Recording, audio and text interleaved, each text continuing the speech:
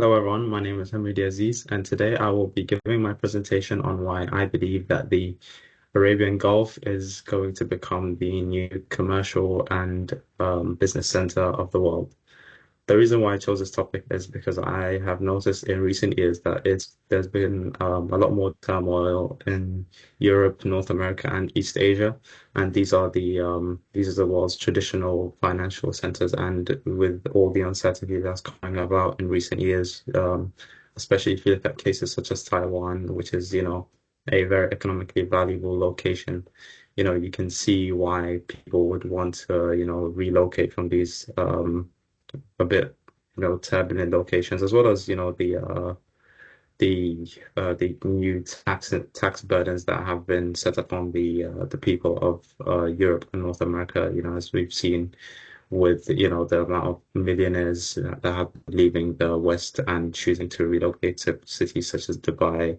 And in some cases, Hong Kong, but largely they've been focused on countries that are tax havens, so the United Arab Emirates, Qatar, etc. One of the main reasons why I believe that these countries will are poised, that they are poised to become the new sort of financial heart of the world is just due to the very responsible economic planning in comparison to other places. We've seen in cases such as China an over-reliance on manufacturing, despite an aging population. We've seen in Europe a reluctance to sort of diversify from the traditional centers such as finance, NHS, even though the NHS has been getting a bit more gutted over the last few years, and with the United States, to be fair to them, they have remained economically healthy. However, one flaw of theirs is the horrific debt management. But before we get to that, we have to demonstrate how the Arabian Gulf is different.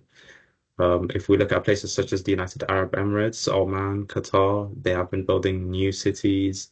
They have been expanding those cities, building new residents for the immigrants as well as their native population to, accommodate for the new economic and financial growth. Whereas Europe, despite seeing a surge in immigration, countries such as the UK refuse to build new homes, and most of the homes in the UK have been built before 1970 and are in a quite a horrible state and are often, too pricey for people to even be able to afford them. Another thing about all the countries such as the UK is the horrific debt management. The United States and the United Kingdom are not projected to be able to pay off their debt anytime soon. Each year, they are going into a financial deficit. They're ending it with a financial deficit rather than a surplus.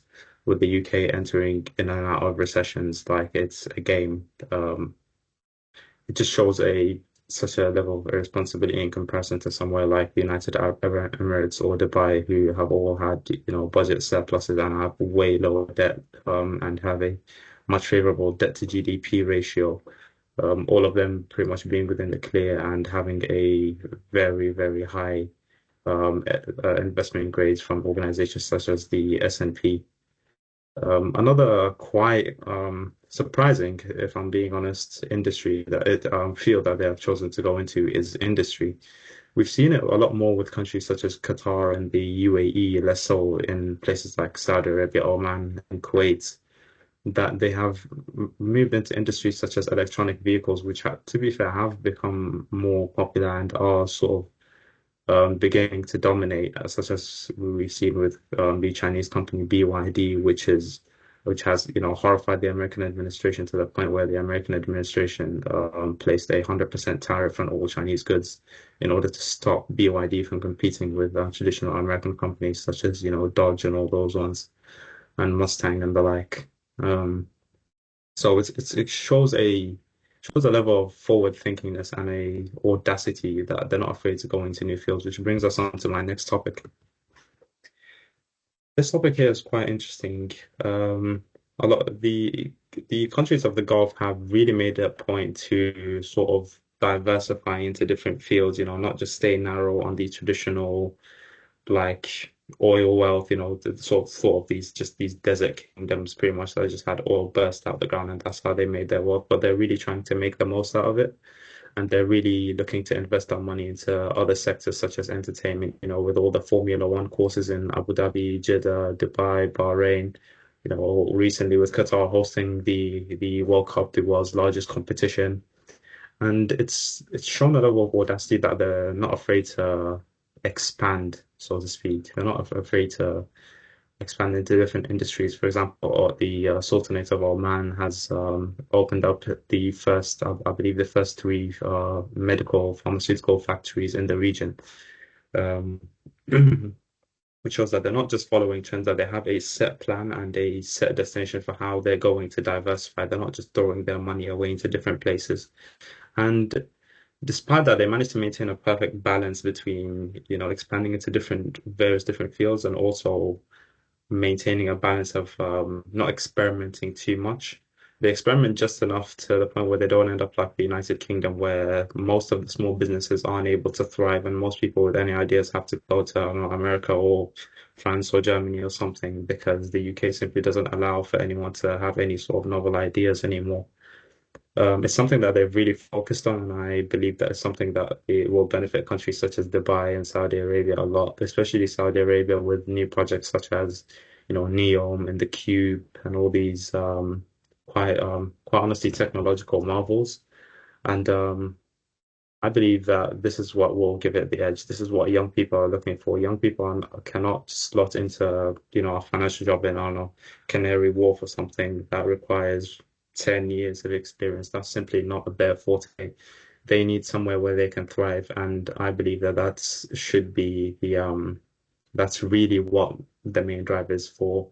I mean, that should be the main drive for a lot of young people in the West.